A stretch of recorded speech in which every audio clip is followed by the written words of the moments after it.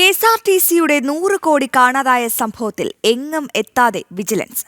അന്വേഷണം ആരംഭിച്ച 5 വർഷം പിന്നിട്ടിട്ടും ഇതുവരെയും റിപ്പോർട്ട് സമർപ്പിച്ചിട്ടില്ല. എന്നാൽ ഫണ്ട് കാണാതായ വിഷയത്തിൽ തുടർ നടപടികളെക്കുറിച്ച് അറിയില്ല എന്നാണ് കെഎസ്ആർടിസിയുടെ വിചിത്ര മറുപടി. മുൻ MD ബിജു പ്രഭാകരന്റെ പരസ്യ വെളിപ്പെടുത്തലിലൂടെയായിരുന്നു 2010-13 കാലയളവിൽ കെഎസ്ആർടിസിയിൽ 100.75 കോടി കാണാനില്ലെന്ന വിവരം കേരളം അറിഞ്ഞത്. കൃത്യമല്ലാത്ത അക്കൗണ്ട് ട്രാൻസാക്ഷൻ, രേഖകളില്ലാത്ത ട്രഷറി ഇടപാടുകൾ, അങ്ങനെ പണം പോയ വഴികൾ പലതാണ്. മാനേജ്മെന്റിന്റെ ആഭ്യന്തര അന്വേഷണത്തിലും ധനവകുപ്പ് അഡീഷണൽ സെക്രട്ടറിയുടെ നേതൃത്വത്തിൽ നടത്തിയ പരിശോധനയിലും ക്രമക്കേട് ബോധ്യപ്പെട്ടു. ആന്റണി രാജു ഗതാഗത മന്ത്രിയായിരുന്നപ്പോഴാണ് വിജിലൻസ് അന്വേഷണത്തിന് ശുപാർശ നൽകിയത്. 2021 ജൂണിൽ രാജുവിന്റെ ശുപാർശ മുഖ്യമന്ത്രി അംഗീകരിച്ചു. അന്വേഷണം തുടങ്ങി. സർക്കാരിന്റെ കാലാവധി അവസാനിക്കാറാകുമ്പോഴും അന്വേഷണം എങ്ങുമെത്തിയില്ല.